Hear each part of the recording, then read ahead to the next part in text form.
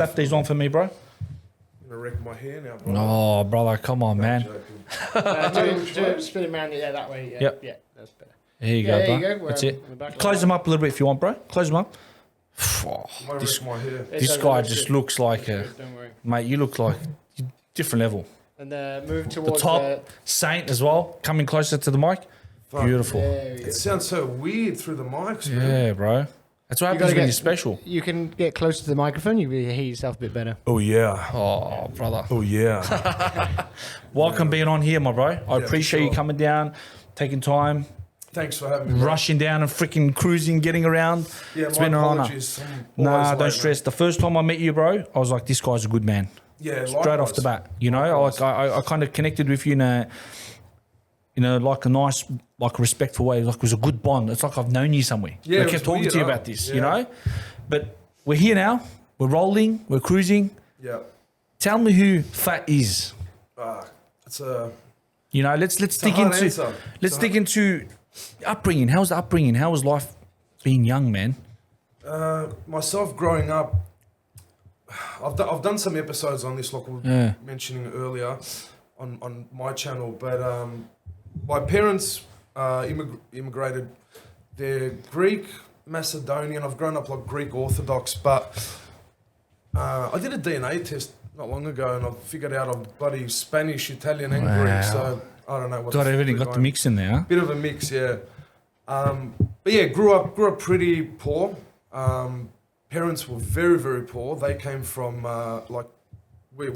they were from the village of Greece. They weren't from like the city or anything. No running water, no electricity. They barely had like meat throughout the year, no lights, and they came here for a better life. But yeah, we were poor. I had three brothers. One Straight to passed Melbourne? away. You just- Yeah, straight to Melbourne. Straight to the north, actually. We were always Wow. in the north, yeah. Which suburbs? Always been around Preston, Northcote, Thornbury, Reservoir, always around there. The OG areas. Yeah, which was very hectic. I don't know if... Did you grow up in the north, you said? Yeah. Yeah. I'm more Meadow Heights, Broad Meadows.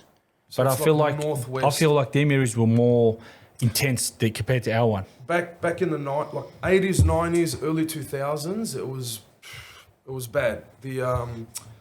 Actually, one thing I forgot to ask: Are we cussing? Are we cursing? Or Unfiltered. Whatever you want. You Alright. go as raw as you want, my bro. the Are you going TikTok safe as well? What's TikTok safe? We try to when we do my pod. But Yeah. it's up to you.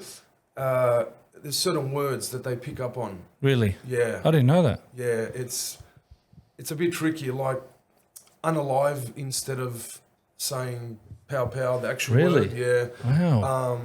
Self unaliving yourself. There's all Wow. different words. You can't like PDF file instead of the full Wow. word. I didn't even know that, bro. Yeah. I haven't. No I'll one's help you out spoken later. about that yet. I'll help you out Yeah, later. done. I'll try and give you. It's a huge list and it Yeah. changes, but I'll try and avoid the main Yeah, words yeah, if yeah. you want, because it can restrict your podcast. But it was the H days, so I won't say the full word. So it Yep. won't. You could say smack. Smack won't get picked up. Smack H. I'm pretty sure the viewers will know what I'm talking about.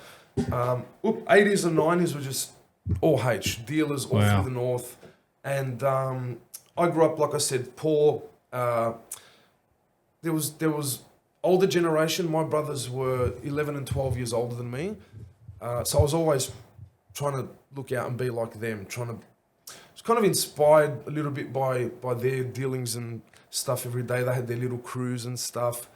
I didn't get into too much crazy shit, but it was more, they had their little cliques, their little gangs. They'd have their fights, their territory stuff, a little bit of weed and stuff. But we were the young tuckers, the next generation, looking up to them and then trying to outdo them. And I we're get ya. all the same, poor. It was like almost a competition at that point.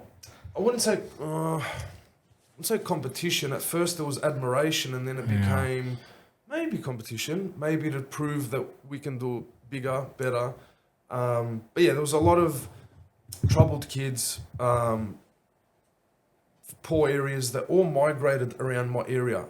It was Preston, but I rep Preston Thornbury because it was neighbouring suburbs. They were very bad.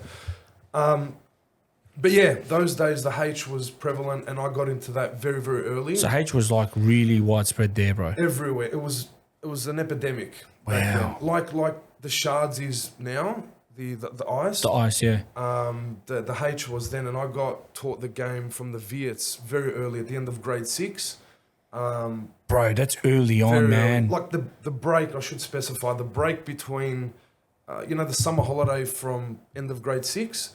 2-7? Yeah. So I got taught by the Viets. That's still old. That's like very young age, bro. I was like 11 years old. Just got taught the game in the city, how to rock it all up, and how to break it down, what makes what, how to re-up, where to go, all that, the whole 9 yards. And I've got a funny story. I think I fucked up on my first day.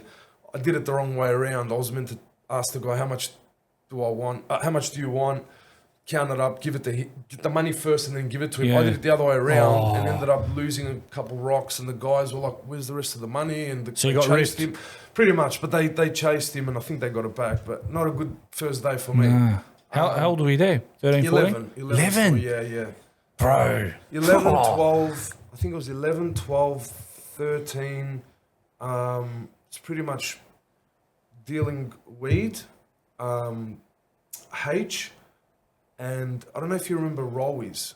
Nah, what's that? So that was another thing that was very prevalent back then. If you didn't have enough money to get H, people would go for their plan B, which was, they'd call them Rollies, but it was like the equivalent of now like Valium, but much, much stronger. A lot of them are off the market and banned now because you had people misusing them. Date grape. Can't say that word, so I got a date grape drug it turned into, which is putrid stuff. That stuff in prison, they get what's coming to them usually. Wow. They're putrid cunts. But yeah, that's what I was selling. Back then it was more of a recreational thing. How'd you feel back then, bro, being young, doing that kind of stuff? Were you thinking about it even, like, were you just like going for the buzz? You don't, it's more hindsight 2020, looking back. Wow. At the time, you kind of know it's wrong, but you think it's normal as well because it's being done everywhere around me.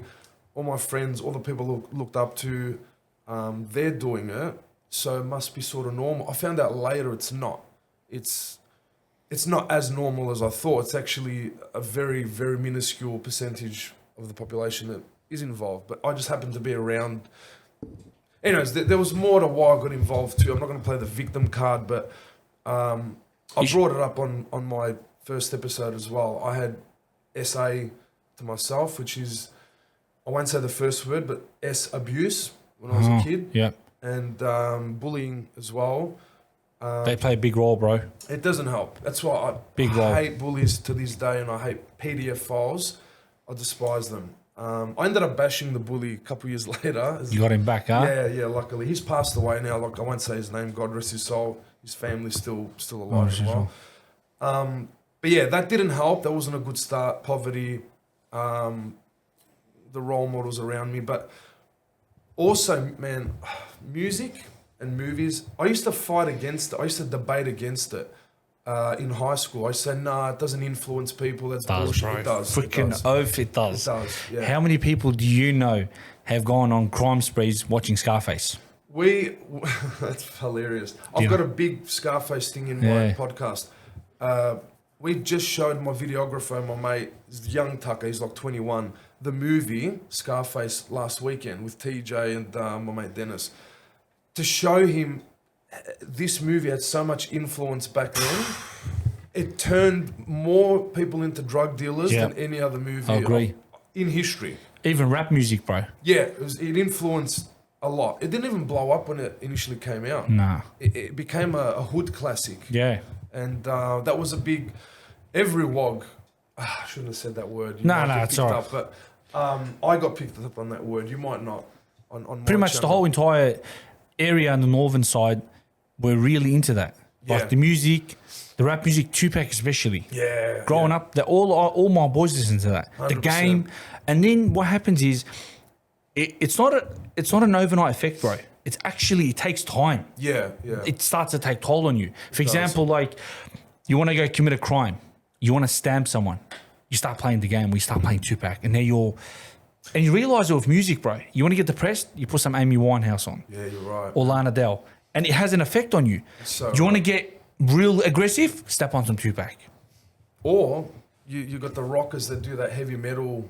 Yeah, shit. Yeah, Davey that's shit. what I love. I was a little bit into it as well. More the hip hop, but if you want to get really amped, yeah, that's stuff. They've done tests. They've actually done scientific tests with water, plants, and I think ice, where they would put music, all different genres of music next to water, and continuously play that genre of music to that specific, it turns into an iceberg. Angry music ends up being a violent picture. Wow. Right? Nice mellow music ends up being this beautiful pattern, and it's like a mellow, beautiful looking thing. It really does affect a lot of things, man. Your That's psyche. incredible, bro. That spun me out. Yeah, So that's proper. They did proper testing on that. And remember, our bodies are what, 70, 60 odd percent 75% water, yeah. Yeah, almost So- 80, I think. Yeah, Yeah, that's right. And So it's all that vibration into the body. that's it was vibrations. Yes, Yeah. vibrational frequencies. you Yeah, know? that's Wow. what it was. The name of the book was something about vibrational frequencies. Yeah, and they did a little side documentary on it. But yeah, It shows you the music and then the environment you're in, bro. yeah, You got all the yeah. boys around you, young. Let's do this. Let's do that. Let's do this and let's do that. Doesn't help. But look, I'm not gonna be a full cop out and say all that plays a role. But I've still had boys, a couple Leb boys as well, and just a side note as well. I don't think I've got any Leb boys that didn't love Tupac like myself. Wow. Like every one of my Leb boys were posters, tattoos, like Wow. it was that influential. But going back, I had a couple Leb mates that were in the thick of it, had every excuse, like myself, to get in crime and dealing and prison, and they didn't. And, Wow. and they stuck on the straight and narrow with it all around them.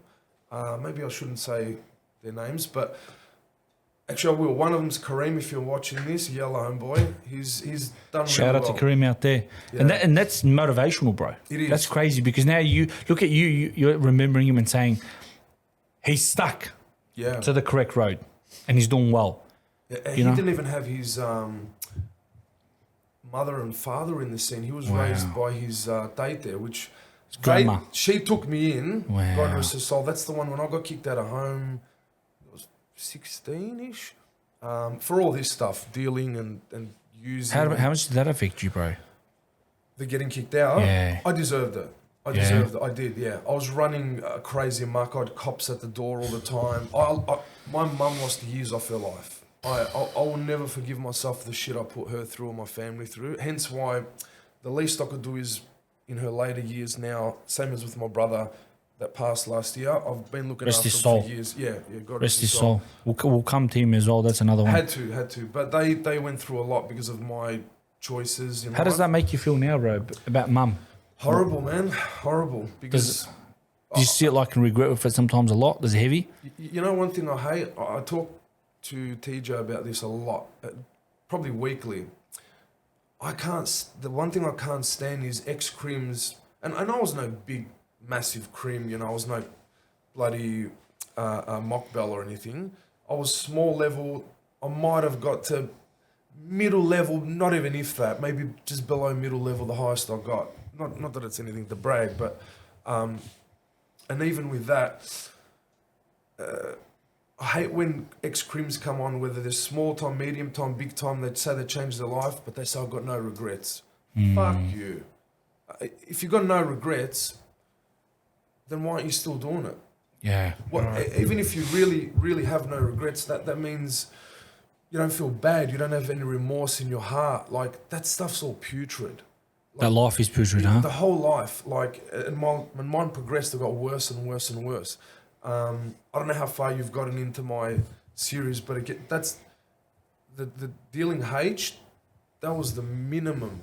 Whoa. It got way worse than that, and I don't think I'll go a day without regrets in my life. I have so many regrets.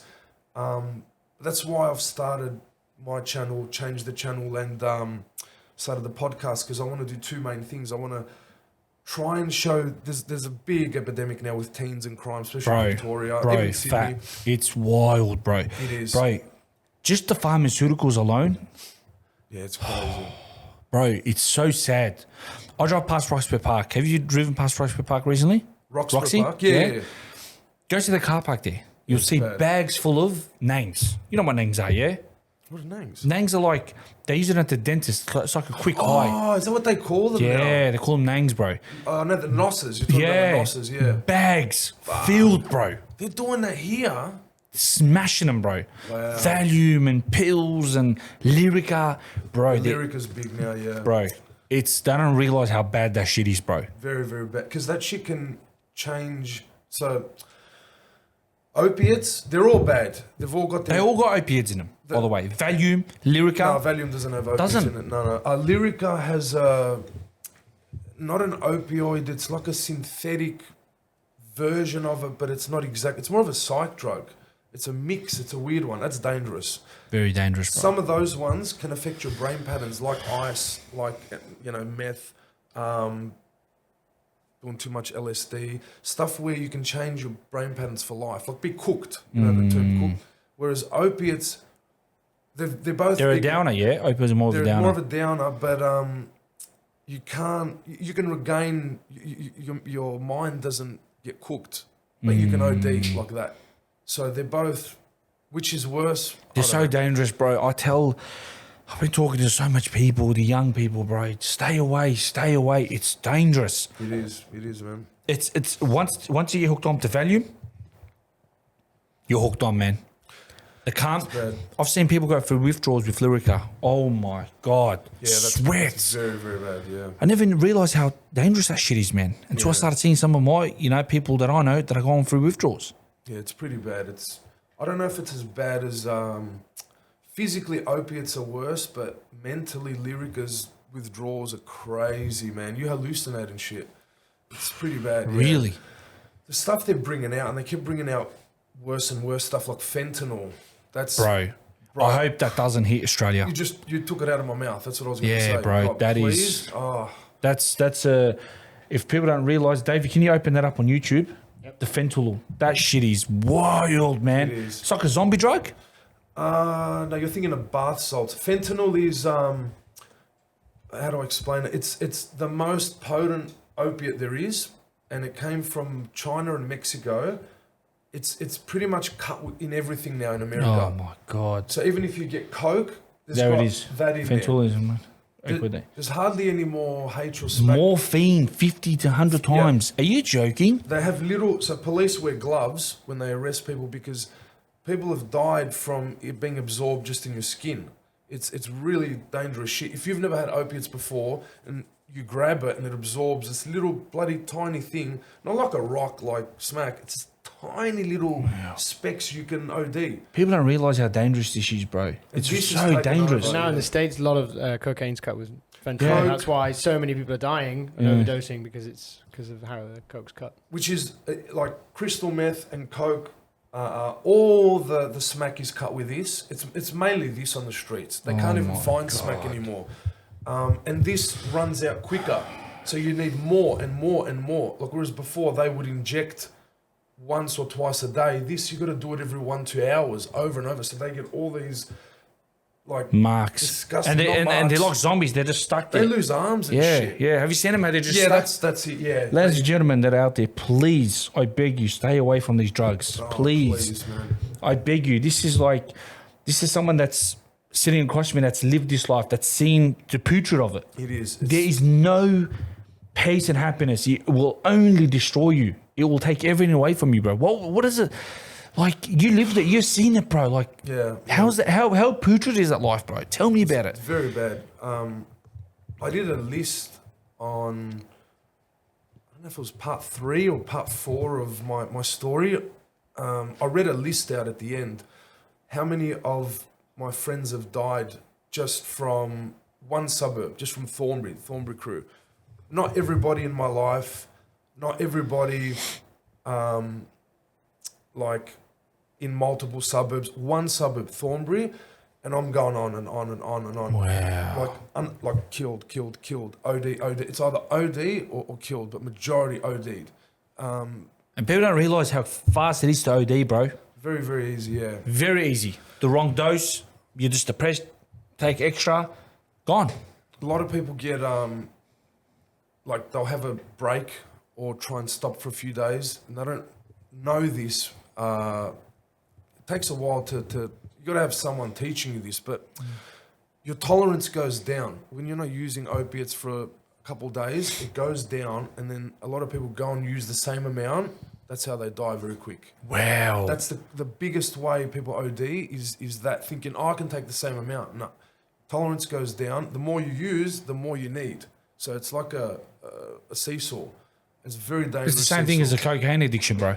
Yeah. Like, that, from a lot of people that I've heard, what they spoke to me about their cocaine addiction, and I hope, man, they heal and snap out of it, because it kills you, bro. Inshallah, bro. Inshallah, bro. And what they say is the first hit is the best high.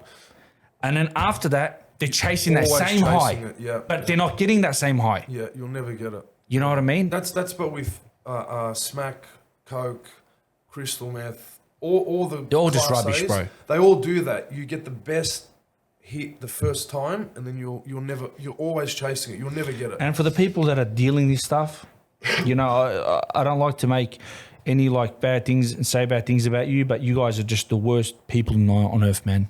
It is, look, you're just that's one destroying of my lives. biggest regrets too. You're destroying communities, not just lives. Does it haunt you sometimes, bro? Yeah, I actually broke down on one of I think it was part 2. I hate telling the story, but I had a friend and a customer when I was selling the smack back then. She was very young. She was only 14 or 15 at the time. Very lovely girl. Her brother got unalived. He got killed. Shot. Yeah. It was like 6 months prior, or 7, 8 months prior to that. So she was on a downward spiral. I didn't know this until later. And she was buying off me. I just had regular customers, you know. I didn't know she was saving a lot of it up and stockpiled it and then OD'd herself purposely. That haunts me. Like, she's like 14 or 15, beautiful girl, lovely heart. This is what kills me.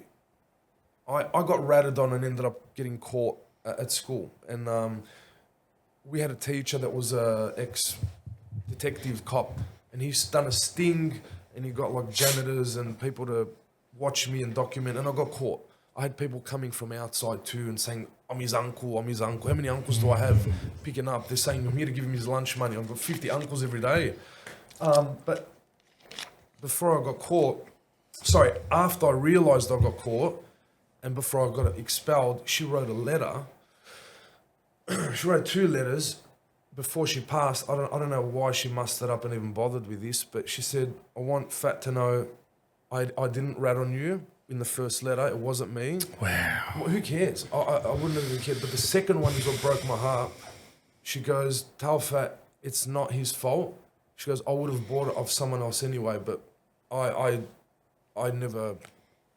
She said that, wrote it, I had it in paper, but it's my fault. I still blame myself. I wish I never sold it to her. She's gone. She was 14, going on to 15, I think. That's someone that's never going to come back. She had a whole future ahead of herself. That's one person. Do you know how many others would be doing? I hate that shit, man. I respect you for talking about it, bro. You know what? You said something amazing before. Some people, they still glorify that life. No, you know what I mean? And that's really deep, bro. That's really deep. That must haunt you, man. It does, yeah. I've cried a few times. I'm not ashamed to say it. I've cried on camera about it. I've cried with my friends about it. That one, to this day, kills me. There's a lot of things that I regret, but that's one that's really up there. What's a regret that sits with you deeply and that affects you very, very different to any other regrets, bro? Oh, so many.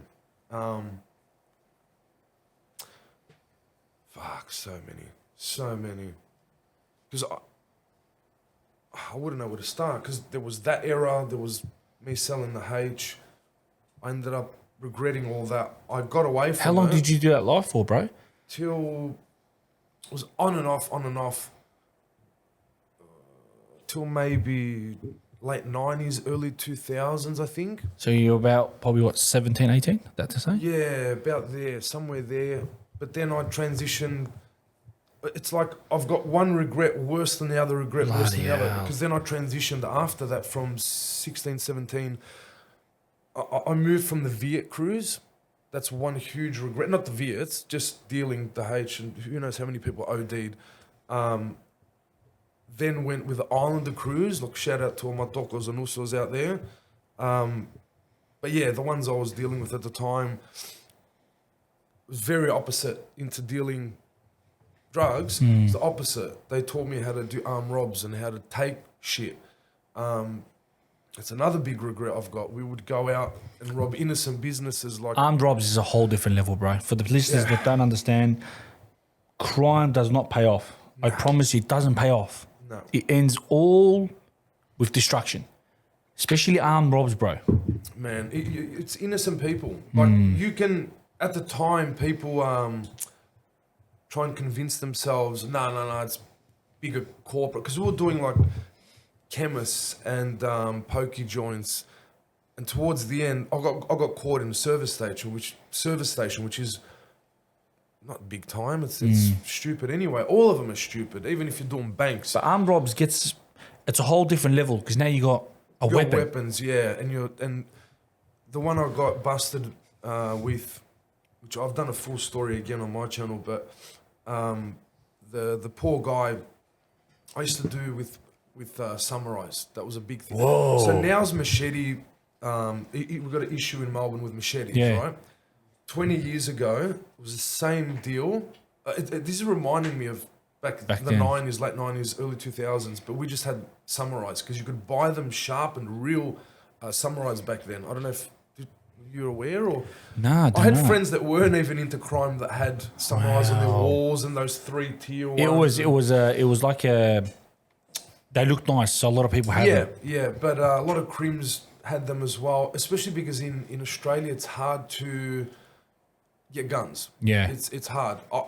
I that was my next level, but I'll get into that in a minute. But in this particular time, it was the Islanders taught me. Initially I was a driver, and then as time progressed... Tell me the feeling of being the driver, bro. People don't understand, bro. It's nerve-wracking. Yeah. And it's not a good... What's going on for your mind in that moment there, bro? You're in the shitting car? yourself. You're shitting yourself. It's adrenaline, but until you're in a safe spot, it's not a good adrenaline. It's just anxiety to the max. Because you're not in control of as much as they are. But then when they started teaching me how to do it, to go in, the blades, the ski masks or gloves. A big thing back then was pantyhose. What's that? The pantyhose that Women's chicks wear. tights, like women's tights. Really? Yeah. You've seen that in the movies where they put it on and it distorts the face, right? So Yes. I know what you're saying. It's like stockings, They're like pretty close. Yeah, very, very big back then. Now people will probably be like, "What? They don't do it." I don't think they do it at all anymore. Nah. But now we've got 4K, 8K cameras. Yeah, no, you're not getting away with You're it. not going to get away with it. So that was the starter pack. Pantyhose if you didn't have ski mask, blade, gloves, and the driver. But when I started doing it myself, there's a whole different game. Oh, wow, you went to yourself. Well, our little crew moved up, also Islanders, Tongans, Samoans, Fijians. The crew that we had, half of them are dead now. So it's none of this is good life. I was always chasing the next bigger crime that's going to pay off, that's better, that's not as much risk. No such thing. There's no such thing as an old drug dealer. There's no such thing as a crim that lives till he's 100 and is literally still in the game, 100% involved. It doesn't exist. You're going to either die, you're either going to be locked up a long time, if not life in prison, or the new one, the last couple decades, you're going to lose your mind. You're going to get cooked off all this crystal meth shit. And the drugs. The drugs, yeah, which is our prisons are filled with it. As much as people don't want to talk about this, the old school mentality of don't use drugs, you know, don't get high for your own supply, that's gone. That's a rarity. You go to prisons now, it's the majority of people are in there Doing drugs. They'll be selling them as well. They might be big time dealers, but they're all using their drugs as well. It's huge. But anyways, yeah, we got into the arm rob scene, and once started doing one of those, like just doing one, the adrenaline that swaps from anxiety, because you have control. You get this, it's power. Because I wasn't doing it for drugs, it was more for money and power. Once I did the first one, it was like a drug in itself. But you don't realise the harm you're doing until later. And the one I got caught with, because we were going on sprees over and over and over, day and night, Wow. like 2-3 days. What were you hitting? Just like service stations? Our three main things, I won't mention names, but back in the 90s, 80s, 90s and early 2000s, late 90s, early 2000s when I was doing it, we had I don't know if you remember, 24-hour chemists, and we had 24-hour servos, and we had 24-hour pokies. Do we have any 24-hour pokers now? They're all gone, huh? Yeah, they're all gone, yeah. That's why. That's the reason why. Yeah. I know the servos definitely, and the chemists, they stopped because of the arm robs. Now I think 10 o'clock you got to go to the window. That's right, yeah, yeah. The chemists just close, and I'm not sure about the other one, but back then we would wait till it was after midnight, 1 o'clock, 2 o'clock, like where there's hardly any people, and we'll just go from chemists to pokey joints to servos, bang, bang, bang. Money smokes, till we've got enough money, stop for that day, sleep a little bit, do it again. Anyways, you think you're going to get away with it forever, but that's an even high risk crime.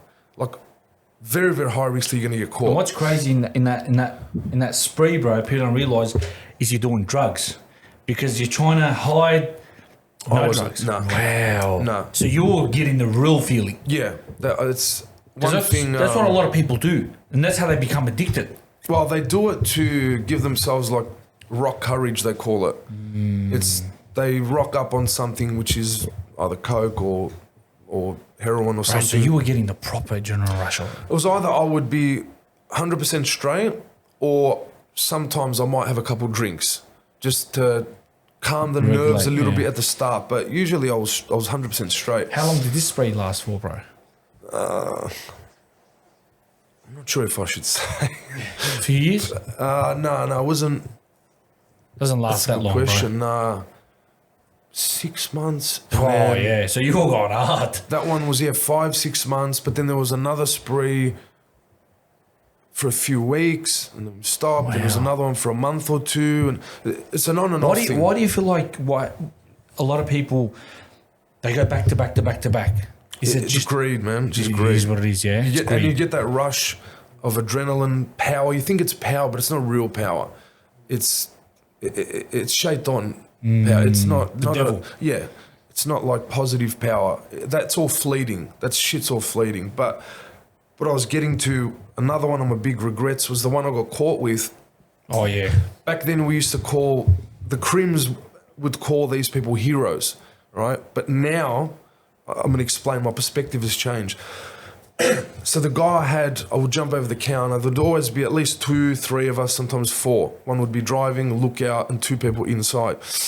I'd jump over the counter. I'd have a big samurai and a little, they'd call them tento.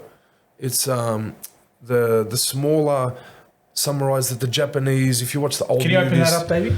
It's actually a cool Tento.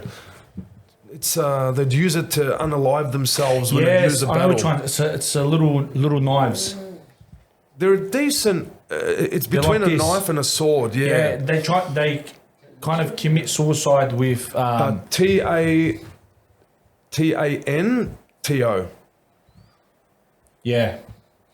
It's like a form of honor. Yeah. That's the one.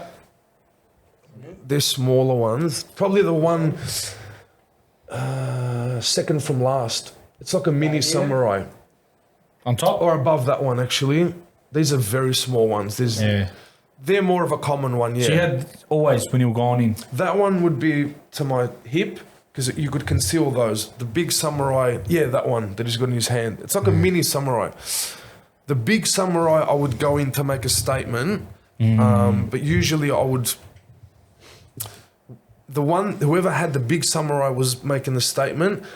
The one who had the smaller, either tanto or just a knife, would be going right up to him. Wow. But for some reason that day, I took the whole samurai, and because to his throat, this is another massive regret. Told him, don't move, don't fight. We'll be out of here in no time. My mate's clearing out the register and getting all the smokes and valuables. But for some reason in between, he ended up trying to fight back. Oh. But that's what I'm saying. Back then, we would call that a hero. But it's not. In hindsight now, no. He was just, he probably felt, because he was an immigrant too, like my parents, his English wouldn't have been the best. He would have got in fight or flight.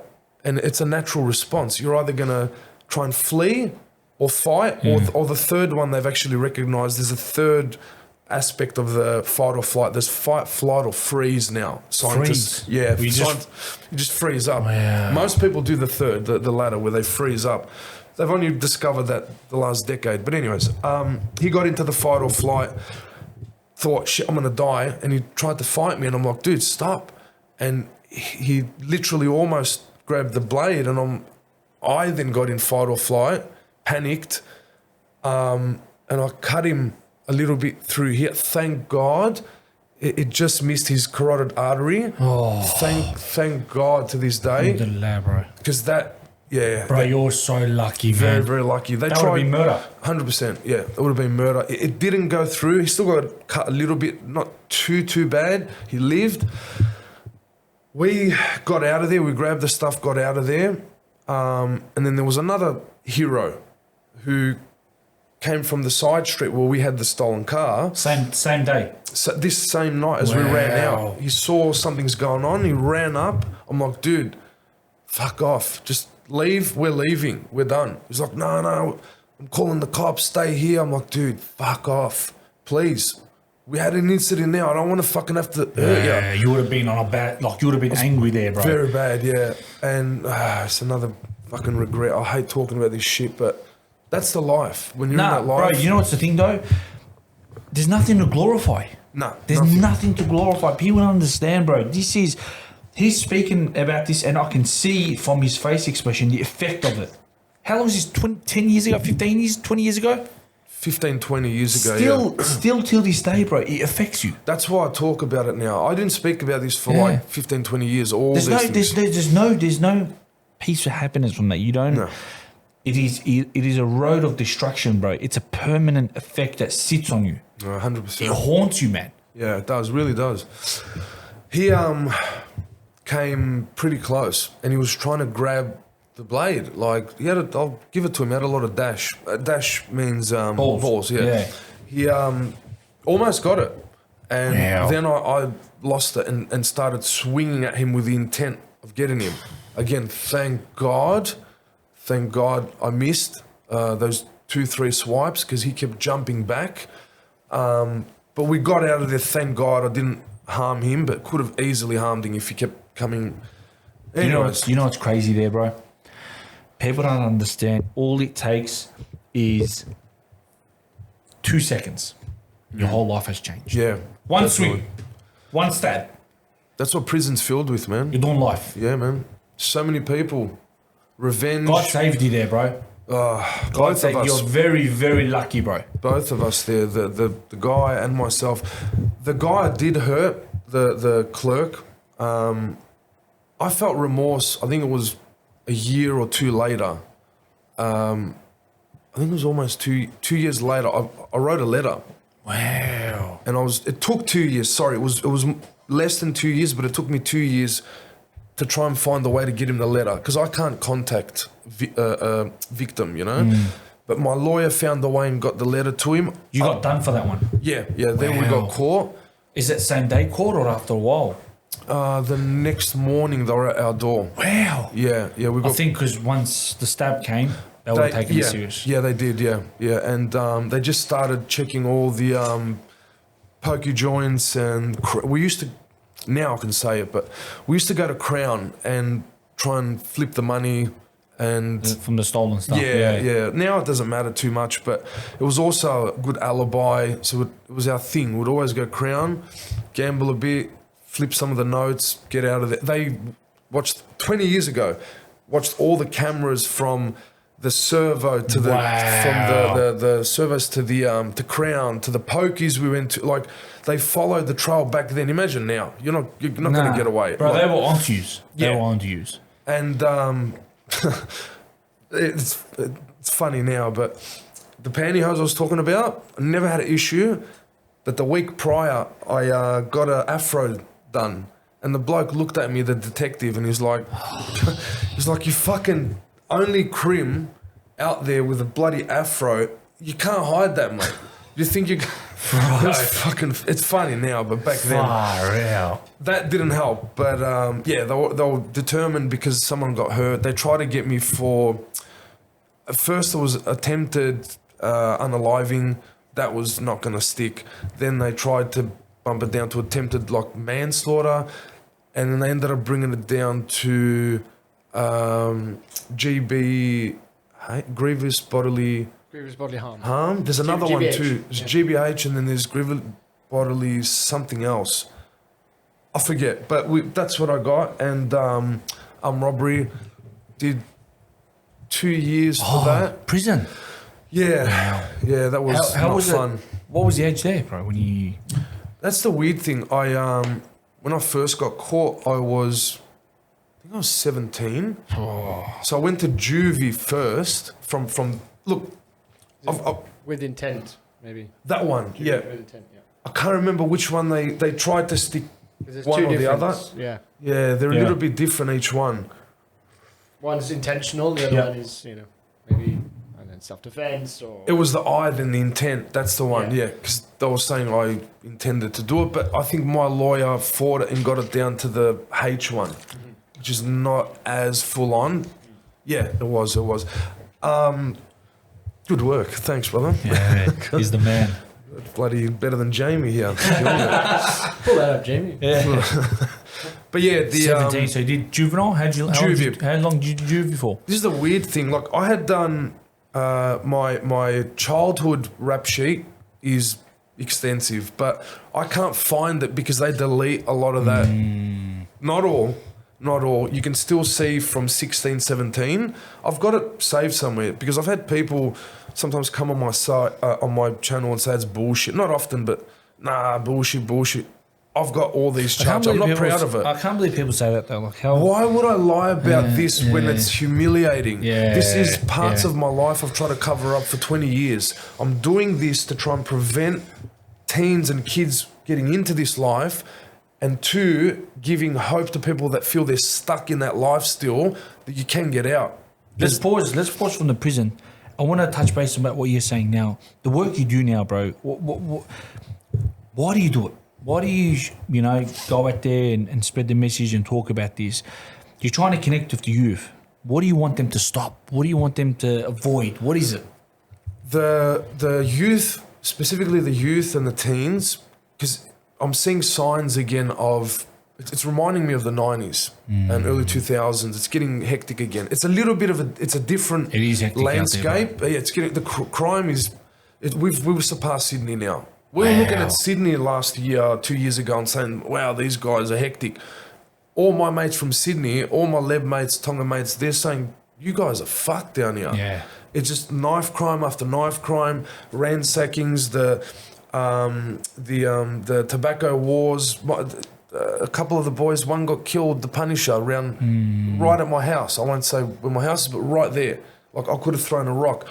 What do you think about the knife bins as well? What a great initiative, eh? So smart. So smart. What a great idea. Someone's just going to walk over and put a knife in there. And you know what they said? They had the audacity. Like thousands of dollars as well. $250K. I mean, all up was $13.5 million they spent on those bins. Are you ready? They reckon that there's been over 2,000 knives being handed in. That's what they reckon. Machetes. I heard that yesterday. It's bullshit. How bullshit? Would you, if you had a machete? Not worth it though. How much did you say it was? Millions? Yeah. If you had a machete, would you walk up to a bin and put it in there on cameras?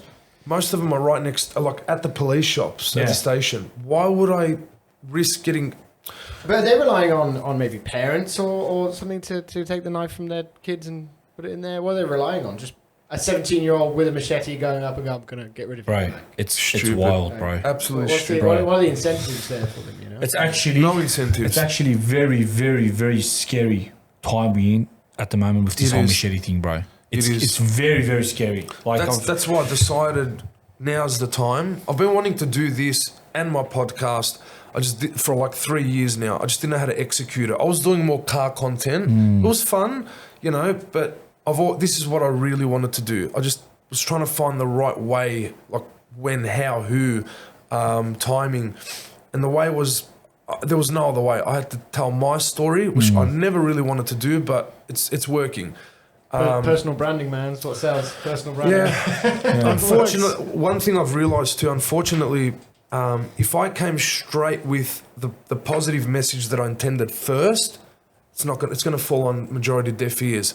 Unfortunately, in the time we live in, this TikTok era, the short attention spans, you got to get people's attention. Sometimes that might be with a negative first. That encapsulates their attention, and then push my messages at the end. I had the guest Michelle on. She's a psychologist, and she was talking about we are more fascinated with negativity. We Yeah. like violence more. Oh, I We believe that. lean towards negativity more, and that's just the nature of us. Just open Netflix. Yeah. Like, Yeah. you open Netflix True. and see what's on there, man. Yeah. I opened it the other day and there's another Jeffrey Dahmer Yeah. documentary. Another one. Wow. I'm like, can we stop? Like, what's the obsession with this guy? It's the third documentary. Well, one was a documentary, then a series with an actor, and now another documentary about him. That's And it's the obsession with ridiculous. serial killers and stuff. You know? But not any serial killer. That's I've got a big gripe with that. Yeah. Do you know Jeffrey Say it, Dahmer man. was the Let most putrid of all serial killers. He was. You can't even talk about a lot of this on Say YouTube. it, man. Like, Freaking oath. do you know what he was doing? Yeah, with It was the disgusting. children. Yeah, He was a pedo. yeah. It was a pedophile, He was and it was targeting men. He was a man, Sexual, Yeah. and he was not admitting he's gay, which he would have been better off just saying I'm gay. Yeah, Which do you, brother? But and then he was a necrophiliac as well. So which is they would be leaving. gone, and he would sleep with them, and he would also Wow. eat their body parts. He would cut them up, eat their body parts, and what he started trying to do at the end, he always Keeping wanted them to as make. souvenirs. No. Most do that. He wanted to make a zombie, a living, breathing. Like Frankenstein. Yeah, where they're still What? alive, but their brain's gone. He started drilling stuff in their brains and putting acid, and they would always die. Wow. That's sick. And then you got women watching these fucking shows. Sorry, I'm getting pissed off No, now. it's But okay. not only watching them, but they're glorifying and saying, "Oh, he's gorgeous, he's hot." And the real one, that when he was alive, he was getting like women sending him Fans. letters and fans. Ted Bundy. What the Ted Bundy was getting. He had female fans Yeah. that were sending him letters. I don't understand it. Yeah. Yeah, he was huge with fan. I don't understand that psyche side of women. I don't get it. That disgusts me. That And part. you're right, but with the whole Netflix stuff, it's filled. And that's the negativity you're talking about, right? Our obsession with it, and there's so many serial killer documentaries, so many, And people don't films understand about them. the effect it has on the brain. It creates a negative environment and a negative mind space. Yeah. You start to see life differently. Negative. You know, they're saying sex sells. Yeah. Violence sells too. Right? Yeah. It does. Yeah. Yeah. Famously, remember Dr. Dre said that years ago with Snoop. Yeah. Murder sells. Remember, he goes, sex sells, but we're going to show that murder sells, and he was And right. it goes back to the whole gang rap Yeah. music. It's the same shit, bro. It's all about killing, stamping, Yeah. and bashing and violence. It's the truth reality, bro. It is. And now the Australian version of it is the drill. The Yeah. Aussie Yeah, drill. came from the UK, right? Like Yeah. originally, Yeah. It's well, it's debatable. Some people say it originally came from Chicago and then went to UK, but I always thought it was UK. And then what do you think? I think it's from the UK originally, and that is a very similar thing. That drove a lot of the knife crime in London, especially in Huge. around the UK. But London, massive knife crime. You know, It is. It's a lot of gang violence as well. huge epidemic there with the knife crime. But yeah, our version of it was the samurais back then. They had going back to your machete thing, we had like they had the machete ban now. 20 years ago, they had the samurai ban. And all the samurais were banned all over Victoria and I think Sydney as well. I think it was Australia-wide eventually, but they were banned and you could only buy... So all the sharpened ones were gone. If you got caught with one, you got charged. I got caught with many and they would take them off you. You'd never get them back. Wow. And then after that, you could only get blunted souvenir ones, they call them. But you know what people were doing? They were buying them and just sharpening them up. Yeah, On there you the go. like, it's not as good as a real one, but it's, you know, still deadly. If you had youth in front of you now, what would you tell them, bro? What would you tell them? What's your message to them?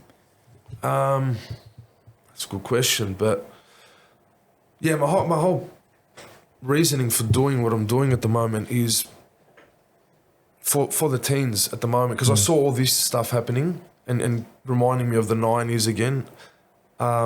Wish I could get in their brains, but that's not going to happen. The best I can say now is the prevention part, and I'm bringing out an intensive version of what I'm going to say now tomorrow on my 4 or 5 points on what I think will help a lot with teens at the moment and crime. One is God in the house. Yeah, please, everyone out there, focus on these points. This is very important. This is a lived experience, you know? This worked for me. Some of it might work for you, all of it, none of it. But for me and some people around me, it worked. This is why I done this series, to help prevent some kids getting involved. Yeah. If you can catch kids when they're young, parents, family, get in their minds and prevention is huge. Then you save millions of resources later and time and heartache, because getting them out, I'm going to admit, it's a lot harder. Once you're locked in, that's what my podcast is about. But that's getting other guests on and giving different perspectives. Number one. But my opinion, number one, God in the house, whether it's whether you're Christian, Muslim, Jewish, Catholic, whatever denomination, whatever religion, have God in some form where God, it's an Abrahamic religion, which has, it's like Muslim, Jewish, Christianity. One of those three usually are great. And having God first in the house, and I'll explain why. So you got to instill the importance of having faith, something bigger than yourself, because we're in a very selfish time at the moment. Wow, like me. Yeah. Social media, like cameras all on us, where God, the Bible, the Quran, the Hadiths, it all shows you how to be selfless and not always focus on yourself. They all have similar, we won't get into the semantics of differences, but they all have a similar message. Yeah. And having a God in the household, what I mean is, this is more for the parents. If you've got a religious household, there's statistics that have shown it's 70-something%, I forget what the exact percentage is, 77, 78% chance that even if you're teaching the kid to be religious from young, even if they break away, there's a 78% chance that they'll eventually come back to that religion or another religion when they're adults, even if they break away. That's what happened with me. Like, I was kind of religious when I was young, Orthodox, broke away, got into crime, but I came back to it, and I read it's always now. been there. Yeah, it's been there, but you just have to find your way easier again, as opposed to if it's a strictly atheist household, it's a lot harder to find Christianity. So you reckon God number one? My second opinion is getting the kids. If you can get them as kids, all these opinions are either families or guardians trying to instill this stuff into the kids when they're still kids to pre-teens. Hobbies is very important. Sports. Whether it's sport, so I'll give you an example. My niece, my brother and his wife raised my niece amazingly. They had God in the house. They had her in 5 days a week, Monday to Friday, a different hobby. So like Monday was taekwondo, Tuesday was guitar lessons, Wednesday was tutoring, Thursday was what's it called? think she did piano recital. So constantly being busy. Constantly. Now, does that mean they're going to stick with all of these throughout their whole life? No. Like, chances are no. Even if they piss them all off and keep one, which is usually the case, 1 or 2, which that's what happened with my niece. She's a second Dan black belt in Taekwondo now, and she's like extremely good with guitar. It keeps you busy in a state where you're constantly thinking, and you don't have much free time to commit wrong. The idle hands and idle minds is very dangerous, bro. Very dangerous, especially with teens, bro. Yeah, very dangerous. Especially, Glenn was saying that to about 22, 23, that age, they're like sponges. They're taking in everything. They're absorbing, they're listening, they're picking up on things, and it's very interesting. So it is. So number 1, God. Number 2, hobbies. Hobbies, I would say number 3 is I would do a martial art. Very important as well. Get, whether it's a boy, girl, when they're still kids, you can get them into karate, taekwondo, wrestling, BJJ. No, I'll get to that. Kids, you could start with traditional martial art if I'm talking like 3, 4, 5 years old, 6 years old. But anything above that, because they'll teach them in karate and stuff discipline and how respect, to talk. But in regards to being functional on the street stuff, when they start getting a little bit older, 8, 9, 10, I would definitely start like wrestling, BJJ. If you can get them into both those, great. Or a better suggestion is if you can find a Gracie jiu-jitsu school, hard to find and very expensive. They incorporate wrestling with BJJ and strike defense, but without strikes. I say get them in this stuff because when they get good with wrestling and BJJ, they'll become machines. Physical specimen, their confidence will be great. They'll know how to defend themselves pretty good, especially with wrestling. You learn to dictate the fight, take it down, keep it up. All sports are incredible, especially mixed martial arts. I mean, I spent my whole life with mixed martial arts. Incredible. It's amazing. It disciplines you. It teaches you respect. 100%. I suggest a lot of people to do mixed martial arts. That's what I was going to get into. Next, I would say, look, it depends how you feel as a parent, but if you get them into like boxing, kickboxing, you got to get them into a stand-up eventually. It's crucial. Yeah. They can be the best grappler. For self-defense. But in a fight, if there's a street fight, it's going to start standing up. Yeah. And eventually, street fight's boxing, I'd say, is the best. But if you can get them kickboxing, Muay Thai, great. But hands, but the problem is, if you start them too early, they use it. You got no. I'm not worried about using it. You got to be careful with CTE. This is the problem. If you get too many knocks over and over and over, for those that don't know what CTE, it's like concussion, repetitive concussions that cause. It's a weird brain damage. They can't actually assess you until you die. There it is. Yeah, it's very bad. It can change it's a brain disease. Yeah. And it happens from over and over being hit. So sparring. If you spar too much, over and over, hard sparring, you can get this, and it changes your personality. Some people have become serial killers or killed their wives with CT. It messes you up. Wow. You just got to be careful. I wouldn't start them too early. That's why I say do wrestling, BJJ, and then get them into like their pre-teens or teens into the stand-up or MMA. If you can find that good MMA, chuck them in that in their early teens, maybe mid-teens. Minimize the sparring.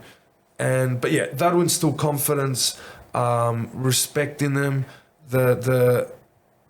Just to be confident, to not need to start trouble, know how to handle yourself, changes a lot in the kid's mind. Like, majority of people that don't know how to fight start most of the trouble. Yeah. Go to a nightclub, someone that's drunk. They did stats.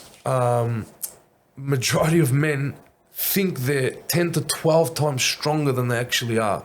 Wow. They haven't done martial arts.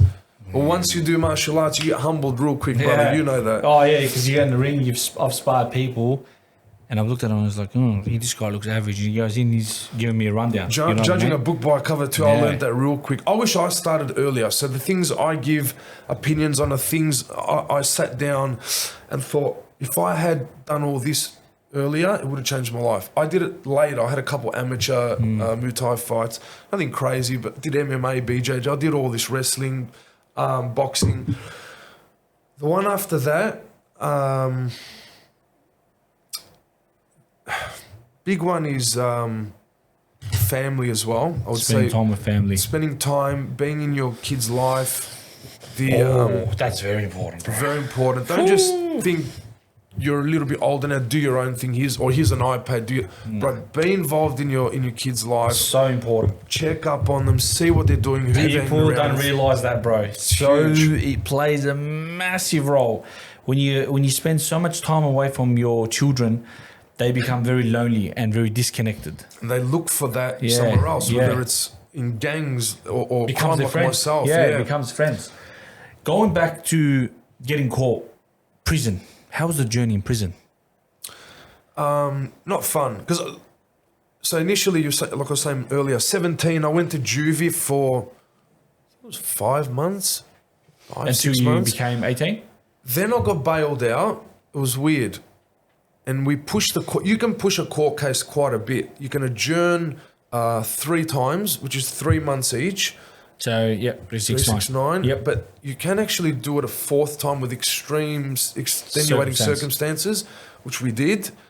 And then what happened is even the prosecutors, they adjourned a couple times. It stretched out 2 years. Wow. Almost 2 years, a year and a half or a year and 3/4. So by the time my full court case happened, I was an adult. So, but I still was getting charged as it was weird. So they sent me to this place called Akron. A lot of people haven't heard of it. It's they called what do they call it? Transitional Center or Transitional Program. My mate, did you meet Rob? No. Kickboxer. He went to a similar place too, but as an Is it like a prison? Adult prison? yeah, it's like an in between. It's like they see you're not like a full blown out drug user. You've got a bit of meat. You can work because you work 7 days a week. Wow. You have to work a lot. There's a lot of discipline. They're very, very disrespectful. These screws, the guards. But your time, you can get a little bit of time off going here, a couple months, but it's very hard. Most people end up quitting and just going back. I did the full couple years here. It was tough, but it taught me a lot of good lessons. What did you learn, bro? What are some lessons you learned? Hard work can get you a lot in life. It's prior to that, I was trying to do the opposite. Easy life. Easy, like least amount of work as possible. Everything requires hard work. Yeah, very important. And we had no choice there. Well, we did. It was either hard work or go back to these tiny cells that you'd be in most of the day. No. And there's shit, bro. The good thing we had there as well, we would go out and actually do some good for the community every now and again. We would go and cut, do tree stumping. It was very dangerous, but like on hills and cliffs would cut the trees. So like community work. Kind of. And we would do like septic tanks where we were working like sewage water up to our chin. That was disgusting. To our chins up to here. But it taught me a lot of lessons about hard work and like pushing through and knowing that you're capable of more. The mind's very powerful. If you tell your mind, I can't do it, you're going to end up not doing it. But if you keep pushing your mind with that positive messaging, it ends up helping your physical body to push through what you're saying. Did you ever fight an addiction, bro, in life? Did I ever fight? Yeah. Bro, I've been addicted how was to... that? Not great. No addiction's great. I've been addicted to pretty much every drug known to mankind. Which one do you feel like was the worst, bro? Man, it's a good question as well. Like, except like fentanyl and like some of these new things. Fentanyl is still a bit, I think, it hasn't hit Australia really bad yet. It hasn't. It's in our clinics because one of my family members, I'm not going to say which one, she was put on it recently. Constant pains. Like my mum, it runs through that side of the family.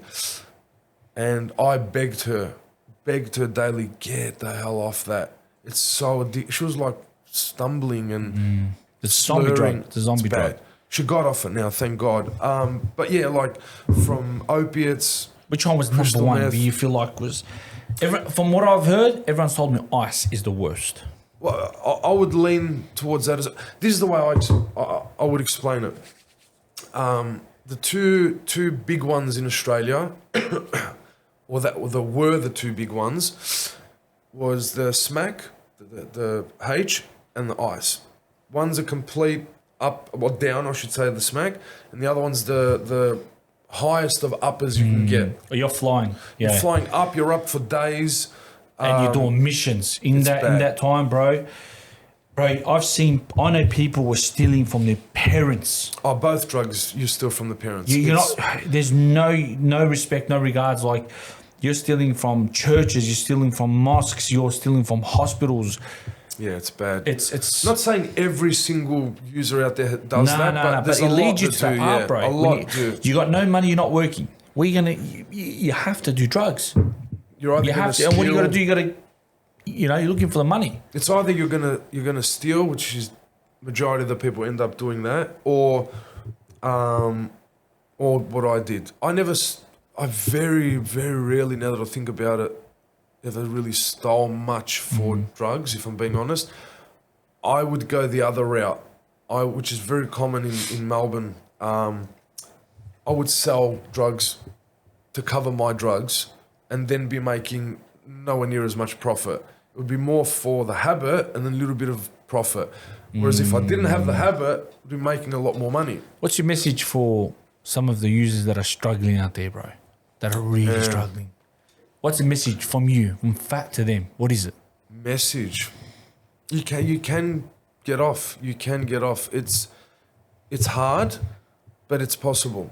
It is possible. And I've got a lot of friends. Dennis from Run That Rehab. He's done it. Shout out to Dennis. He's an absolute Legend, mate. beautiful man. Motivational speaker now from it. We've got another friend of ours, Giuliano. He's going to be on my podcast. He was we met in prison and then again in rehab. I went to rehab, and the same rehab where we met. A decade later, he's a counsellor at that rehab, and he has been for years. Rehab works, bro. It can. I've seen a few people. You got to find through the right one, though. and they just no success. It is a bit of a. It can be a revolving door, and it's a bit disheartening. Like even Dennis, he had been to. Don't quote me, but it was something like, I think 14 or 16 detoxes, and then he had gone to rehab like 12, 13 times or something, until the last one, the 14th time, or whatever it was, then it worked. So it can, but you got to put it, they're hard. The good ones are hard. Like Odyssey House is where a lot of the groups that in our group that you've met, that one helped us a lot, but it's one of the hardest out there as well. Like what I mean by hard, you're going to face your demons. And that's what a lot of people that use drugs, they get addicted. There's a reason. There's stuff there that you've buried that you need to get to, uncover, and heal, bro. Yeah, There's a lot of healing, and it's hard work, bro. I pray for anyone that's fighting a real bad addiction. I hope that you overcome it and you beat it, because it's really sad, bro. It's very, very, very sad. It upsets me. It breaks my heart to see loved ones and many people out there struggling and fighting these battles, and just know that there's people out there that will help you. There is, yeah. And if you know, sometimes you just got to just step out. And I know it's all dark and gloomy, and there is hope. Just 100%. you know, just stay away from it and try to fight it and try to find help, seek help. You know, you've got people like yourself out there that are just spreading in a positive, you know, a beautiful message, a positive message. You know, it's a bad place, bro. It is. And when I went to rehab, I was doing a multi-addiction. I was there. Wow. So you were asking before, what's worse? Our main ones here, smack, the H, Yeah. and the ice. they're bad in their own ways, but in different ways. H, if there's any positives, but one positive, like I was saying earlier, you don't lose your mind. It doesn't affect your mind. It's more of a physical, when I say mind, you can become a very low person and steal from, but that's desperate, so you don't get sick because your withdrawals, there's no worse withdrawal than H. It's the worst. Oh, well, fentanyl they say is worse, but it's the same thing, opiate. So mentally, at least you can recover, but you can OD very quickly, very, very easily on opiates and H. The ice, it's very, very, I don't think you can OD. I've never heard of anyone ODing. I have had friends that have died from a heart attack of continual use, but a one-off OD, it's pretty rare. But because you don't sleep, because psychosis kicks in, a lot You're of people paranoid. you get schizophrenia. My I can say it now, God rest his soul, but my brother got schizophrenia from weed. Hope and he's then rest in peace, bro. In the he highest level suffered, of yeah, he Jannah, man. suffered. But yeah, ice, the bad thing is with ice, physically addictive, no. You don't go through those withdrawals like, oh, I need it. It's a mental thing. It's more psychologically addictive. Especially smoking it, that whole process, and it's like a ritual. Oh, I hate it I now. hope the listeners are understanding how putrid that It's sounds. putrid. It's putrid. And the environments you end up, when you're doing drugs, the environments you end up in are disgusting. They are. You know, it's... The worst part about ice, I would say though, which I'd say gives it that edge, slight edge that makes it worse than heroin, is the psychosis. Yeah, very paranoid. If you keep using it, you're going to get a mental illness. You're going to get a full-blown psychosis, schizophrenia. You can Extreme become paranoia. psychopathic. You can become... Oh, I know so many people. My brother used to go in psychiatric wards quite often when he wasn't well.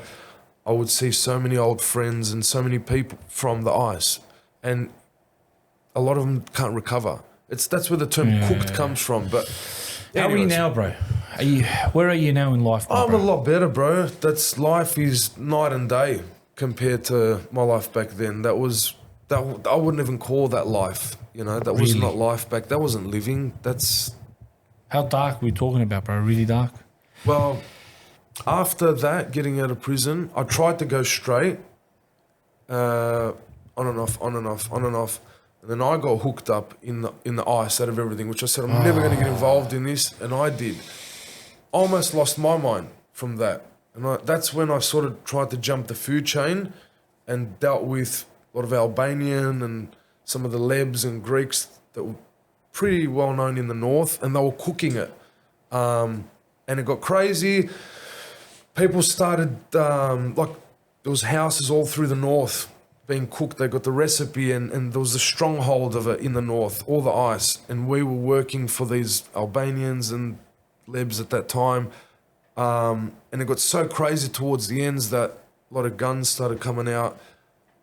There ended up being an informant that was one of these cooks. There you go. He got unalived. It was a famous case. They knocked on the window, and his wife peeked out the blinds and said, "Oh, it's someone, you know, at the door." He came to the door, opened it, bang, 45 to the face, gone, blew him away. This started all happening then, and you know, we had access to all these, you know, semi-autos, and they had grenades. It was nuts, bro. Albanians can get everything. From there to here, it's not a big deal for them. But it got that crazy that they were tapping the phones, and for a long time we weren't aware. And I wasn't even The cops, up there. Yeah, the cops. There was a whole task force. And this was the era after Carl Williams and the Carlton crew. It was the next... You can only take down one organised crime thing. Another one's going to come up. So this was the guys trying to blow up after that. I said, I've got to get out of here. Were you hooked on ice at this point? I was puffing a lot. Oh, bro, you'll be flying in that. That's where things started getting Crazy. paranoia, and we're talking big amounts of, you know, crystal meth being cooked, and we had to transport it, and then guns everywhere, people getting unalived. You know, it was getting crazy. You're like, this is it. It's time This to is it. It was the best decision I ever made. I forgot to mention, I got caught trafficking. Oh, second time. And no, the first time wasn't ice. This was the ice. And Trafficking's a bit. how bad does that sound? I was trying to explain this in one of my videos, and I don't think people understanding what I was trying to say. Just the word trafficking sounds like an Escobar thing, but it was like, I don't know. They make it. Sometimes you can have little amounts, but they still make it sound like it's massive. Trafficking. Looks like you're almost bringing in 100 kilos of ice. It was. I think it was 1.5 quarters or something. It was like, I can't remember. It wasn't too crazy, but it wasn't tiny either. Or 2 quarters. I can't remember. Half an ounce. But yeah, I got my house raided. Someone ratted on me because I was dealing it while they were cooking it, and It's always the rats, huh? someone ratted on me. But look, It was meant to happen. It was meant to happen. I look at it in a way where it was meant to happen. God had destined that for you to happen. Yeah, Because maybe yeah. if that never happened, you would still be in that life, bro. 100%. Even going to prison for the armed rob. If that didn't happen, the next night we planned to start doing, armor guard trucks. Oh, yeah. We said, fuck this, we're going the next level. Banks were getting very, very difficult from red there. hot. Now it's impossible. You can't do banks anymore. nah. It's impossible. Then it was very, very dangerous because people were getting caught. Where the tellers are, they started bringing these screens in. They still have them, but I don't know if they're as dangerous as they were in the early 2000s. They would jump over and try and grab the ladies, and their hands were getting decapitated, or bodies and heads. They wouldn't show a lot of this on the news, but we had friends telling us what was going on, and we're like, fuck this. Armor guard, all we're going to do on the next day with See that? these weapons. See the Thank God, plan? it was meant to happen. See the Same plan? thing with the trafficking. How long did you do in prison for that? I got caught. I did a couple months, got bailed out. How's this part? I spent the next year, year and a half, saying, because I was seeing all this, it's getting crazier and crazier. And we started a business with my older brother, Belgium chocolate business. I thought, I'm just going to go straight. I had people relying on me, workers under me. And we ended up working out that, I'm going to change. I'm going to get off using. I'm not going to sell. I'm going to distance myself. That life is a lot of favors. You got to pay back all the favors because people can call you at 3 a.m., 2 a.m. Come, we got to do something. You don't ask what, you got to do it. That life of crime is favors. Paid back all my favors and said, you know what? I did my research. I got told if I go to rehab and stay for a few months or even at least 2 months, and prior to that for a year or 14 months, I started doing my own urine tests, started reporting, seeing a counsellor, seeing a psychologist, doing group things. You took all the steps. All the steps. Yourself. And thank God I did, because that rehab, I needed to learn to stop using drugs too. But rehab also taught me a lot about myself, because you do a lot of you're doing therapy every day, group, one-on-one, psychiatrist, psychologist. It's non-stop. Yeah, look where you are now. And it taught me that I had anxiety disorders and PTSD from what happened to me when I was a kid, and this, and then I could deal with them as I went on. I went there for 2-3 months, helped change my life. Look where you are now. I had a couple ups and downs through that, but it gave me the tools to change my life. And because I did all that, then when the court case came up a year and a half later, I didn't have to go back to prison. Wow. They let me do like an ICO. Do you know what? Intensive correction orders, I think they're called, but for 3 years. I had to work every day. Well, 1 week was 6 days, the next week was 7 days.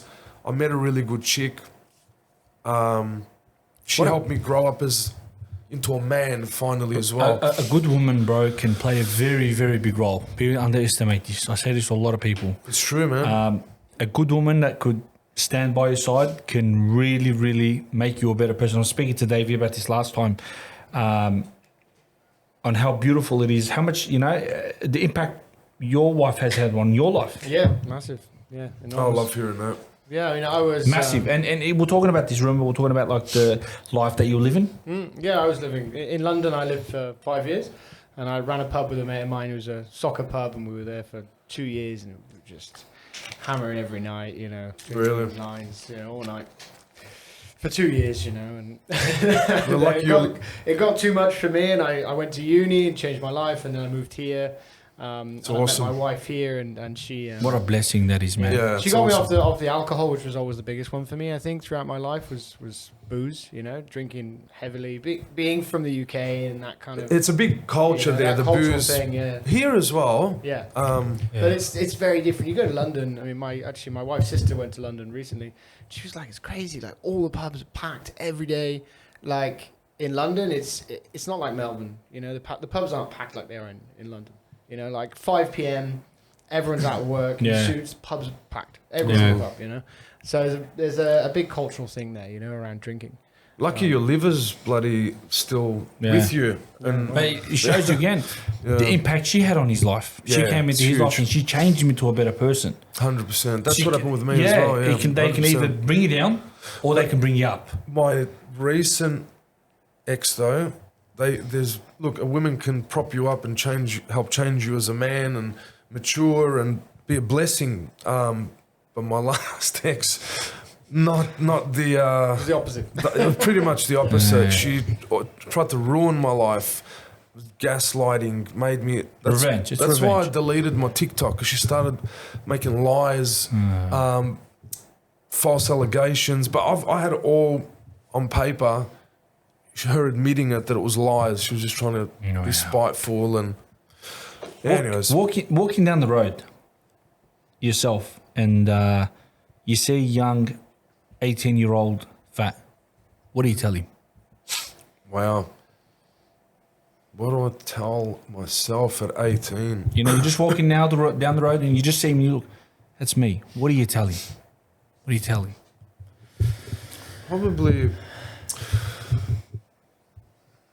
Probably shit gets worse if you stay on this path. It's gonna get so much worse. Like I would try and convey that get out of this fucking life now. I just would hope I would listen to myself though. That's the only thing because it's hard to get message conveyed to teens, man. Yeah, it is. Very hard. Like even when I say with my channel, if I reach 1 or 2 kids, I'll be a happy man. But yeah, that's what I would say. Get the fuck out of that life now because it's going to get really, really bad. Very short and brief. A message to the people out there. Something that you want to share to the youth and the adults, to the women, the men that are all suffering and going through stuff. What would you like to tell them? Change is possible, I would say, definitely. I know, especially people in Melbourne, Sydney, on the East Coast here, even Queensland, shit's getting a bit crazy, but there is hope. Things can get better. People can change. But one point I forgot to mention before, and I could leave it here. It's a bit of a controversial one, but family part 2, women, married couples, this is huge. I've looked into a lot of the statistics of this. Single parents, if you can stick out a relationship, try and do it as much as possible. I get where you're going. Yeah. Divorce. But yeah, and the reason being, not just the divorce itself that causes problems for the kids, which it does a bit, some more than others. It's more, if you look at the statistics, single mother households have ridiculously inflated numbers for the kids of them. The chances of them skyrocket that they're going to go to prison, that they're going to get involved in drugs, crime, gangs. Look it up. It's not like Can we say something about that, Dave, please, if you don't mind? percentage. There's studies on it, percentages of. I think because they're more Single- nurturers. That's why. Well, the studies that I've done, it's more about you need that father in the household, and it's because the mother's more Nurturing, more soft, more loving. The father needs to. You need the disciplinary one there, but it's. This is the crazy part. Both parents in the house, these stats get so much better. It's ridiculous. Like 40 times better in some instances. Like there's a lot of different areas they've looked at it. But violence, crime, single parent families have increased risk of juvenile and crime is a complex. There's one where it shows the percentages and it's crazy numbers. Single parent families and adolescent crime. There you go. It's a statistic. I think this might be it. This is a paper.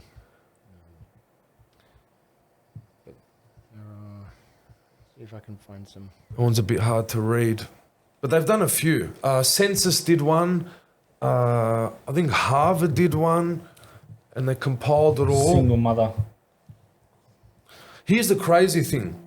Single fathers raising a kid, especially boys, but even girls, it's almost identical to a mother and a father in the house. Wow. Because there's more discipline. I don't want people to take that wrong. My mother was a single mother. I love my women out there. I don't want this to be like a disrespectful thing, like to be conveyed as if it's... I'm not trying to be disrespectful. This is facts. But here's the other, the juxtaposition to this. If you're a woman and you're in a relationship or married, if there's abuse or, if there's assault by the partner, the husband, get out. Run. Get out. Like, I'm not talking about situations like that. I'm not a fucking monster.